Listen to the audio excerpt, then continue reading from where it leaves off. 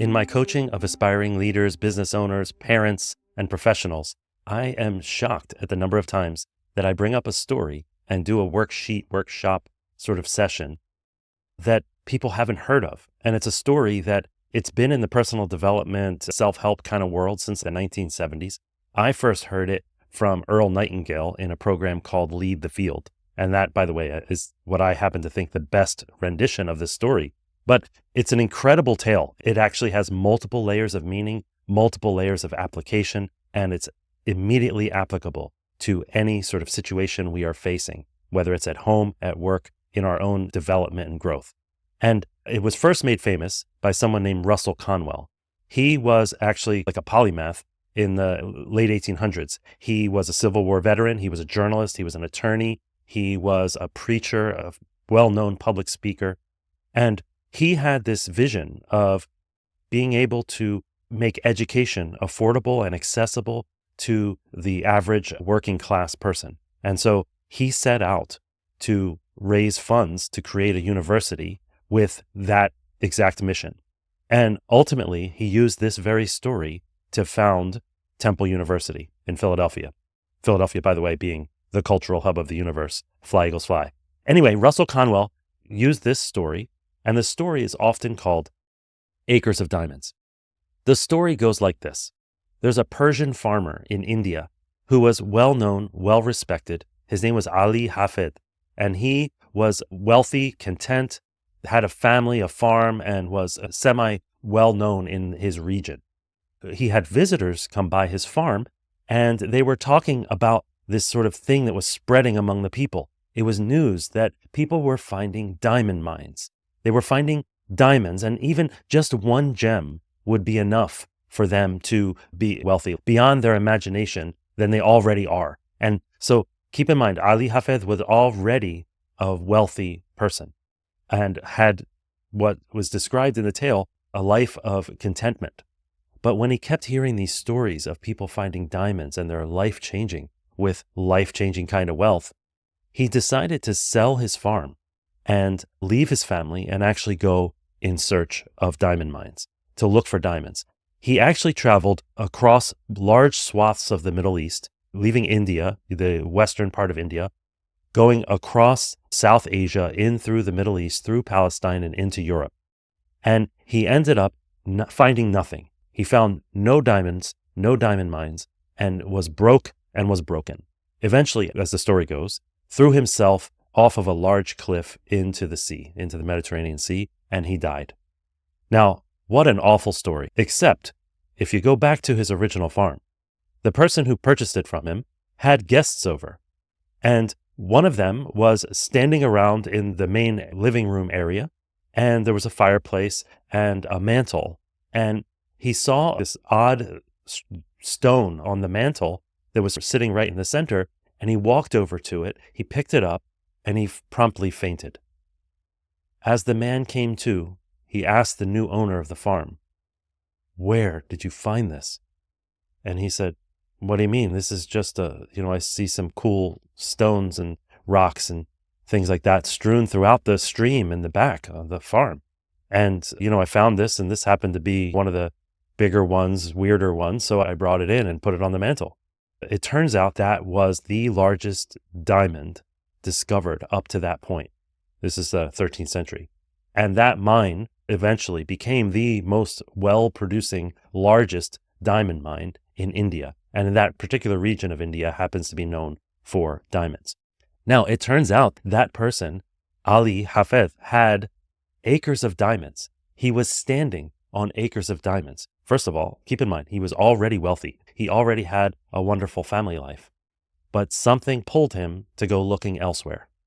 And yet, he had acres of diamonds, acres of wealth, unimaginable relationships and all those things. They were already there. He already had the loving spouse, the loving children who were respectful, the contentment, the farm that produced goods. He had all of that. He was respected. He was known. But yet, he went and looked elsewhere. Now, this has applications in so many ways, right? Obviously, if you just look at your own life, imagine you're scrolling through Instagram and you're seeing all this fake life that others have. You're seeing other people's diamonds, essentially, other people's diamond mines, other people discovering wealth. And whether it's true or not, whether it is, or they're finding contentment, they're finding happiness, they're showing the pictures of their best self. But in actuality, it's not real. Not only that, you haven't looked at your own area. Take your face out of the phone and take a hard look at your own life. Where are there already diamonds? They might be in your voice, your story, your history. It might be in your closest friends or your relatives, your loved ones. It might be in your colleagues. It might be that you're like that whole Kevin Bacon game where you're one person or two persons removed from something that's already there that can completely change your perspective and your contentment, your fulfillment, your life. It's easy to look around and think the world is ending every 5 minutes. It's easy to look around and to say, to want more, because there's so many things screaming for our attention. But if we just take the moment to look right where we are, within ourselves, our own skill set, our thoughts, our creativity, our energy, maybe it's in our neighborhood, maybe it's in local charities that we could volunteer for, but it's right here. It's already here. Maybe you're a leader and you're like, we have this challenging problem in our organization. But have you looked at your own employees? Have you looked at your own team? Have you asked them about their skills that are outside of their job roles, that are outside of their job description? Sometimes we put people into buckets. Like they are that way. I remember when I was an intern and started working later as an attending physician with my previous mentors, I was still always sort of like that young intern to them, right? And it's like that for a lot of things.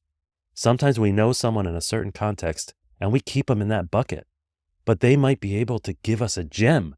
They might be able to show us that we have diamonds right here. It might be a partnership. It might be a relationship. It might be a conversation. In fact, that's actually the approach that I take to all conversations. It comes from my training in conversational hypnosis. In conversational hypnosis, there's a concept called hypnotic gifts. That happens to be the title of one of my books, Hypnotic Gifts, How to Change Someone's Life in a Single Conversation. Actually, if you're interested, you can check it out at hypnoticgiftsbook.com, hypnoticgiftsbook.com. See, the whole point of a hypnotic gift is to covertly show them in the middle of conversation to help them uncover for themselves their own diamonds, their own resource states, their own solutions to their problems, their own opportunities that are right before them. We can do that in a single conversation, but it's like that. It's acres of diamonds. You're standing on them. You're living in them. All it takes is for you to look for them. Don't sell the farm. Don't leave the family. Don't leave the life you have right now to go look elsewhere.